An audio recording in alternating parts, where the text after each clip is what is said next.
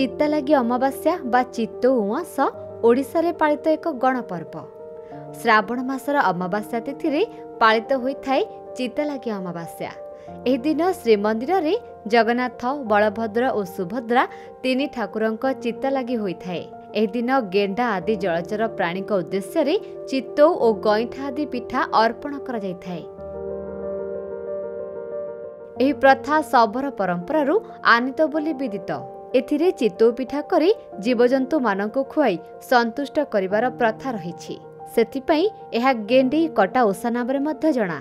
बालेश्वर, मयूरभंज और केउंझर आदि अंचल रे एही पर्व को गेंडा कटा अमावास्या कहा जाए। एहा ओडिशार विभिन्न अंचल रे आदिवासी मानक मध्य रे जंतु आदि को संतुष्ट करिबा उद्देश्य रे पालित पर्व मानक मध्य रे गोटिए। साधारणतः चाषी माने वर्षा ऋतु समय धान फसल करने समय बिलरे गेंडा जोगु गोड़ काटी होई क्षति होइथाय। एणु एही संभावना को एड़ेइबा निमंते चित्तौ पिठा को सारू पत्र रे रखी गेंडा मानक उद्देश्य रे विभिन्न जलाशय रे भसा जाए। एही ओसारे गृहिणी माने घरे चित्तौ प्रस्तुत करी पिठा को धान खेत रे, बाड़ी बगीचा रे, फसल क्यारी रे माटी को जननी ज्ञान करी ताहांक पई समर्पण करी पोड़ंती। ता सहित ठाकुर बा इष्ट देवतांको मध्य भोग करंती। एही समय बिलरे प्रचुर गेंडा देखा जाती। एमाने चारा सबु काटी पकांती। पुणी बछा खेला बेले चाषीर गोड़, आंठू बा हाथ को काटी दियंती।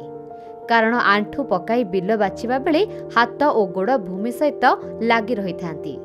एणु सामान्य असावधानतारू गेंडा गोड़, आंठू काटी दिए। एही दुईटिरु रक्षा पाइबा पाई गेंडांक उद्देश्य रे चित्तौ पिठा करी पोखरी बा चाष जमी को फिंगंती। गेंडा माने पिठा प्रति आकृष्ट होई चारा गछ और मनीष ठारू निवृत्त रहंती। परंपरा अनुसार एही दिन पोखरी को गेंडा उद्देश्य रे झियो पिला माने पिठा निक्षेप करी बापा भाई और बंधु बांधव मानक गोड़ न काटिबा को गेंडा मानक उद्देश्य रे कहंती।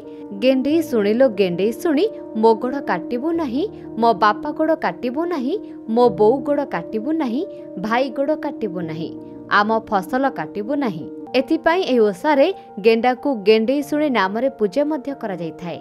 एही विधि पाई ओडिशार बालेश्वर, मयूरभंज, केन्दुझर जिला आदि रे एहा गेंडा कटा अमावास्या नाम रे जणा। इतिहास कहे ओडिशा एक कृषि प्रधान राज्य एवं एठाकार आराध्य देवता हेउचंती श्री जगन्नाथ।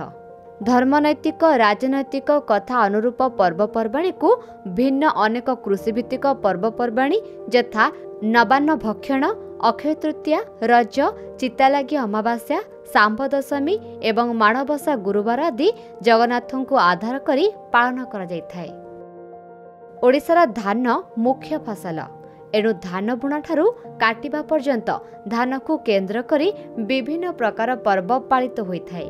धान बुणा बेले अक्षय तृतीया, वर्षा पूर्वरु रज पर्व एवं एही क्रम रे धान कटा बेलू माणबसा तृतीय कृषिभित्तिक पर्व भावे पालित होइथाय। ज्योतिष शास्त्र मतरे चित्तालागी पर्व अमावास्या दिन पड़ुथिबारु काल जोग नै श्रीजीव मानकु अघटन जोग थाई पारे। केबे भी राहु बा केतु ग्रस्त सूर्य पराग घटे, केतेबेले चतुर्दशी एवं अमावास्या को धरी एपट सेपट हुए। एही दिन जो श्राद्ध पड़े ताकू पार्वण श्राद्ध कहंती। मंदिर व्यतीत घरे जो चित्तालागी पर्व पालित हुए ताकू गृहिणी चित्तालागी पर्व कहंती। आम धर्म, संस्कृति और परंपरा विषय रे अधिक जानिबा पाई देखुथांतु भक्ति ओडिशा, आध्यात्मिकतार अनुभव।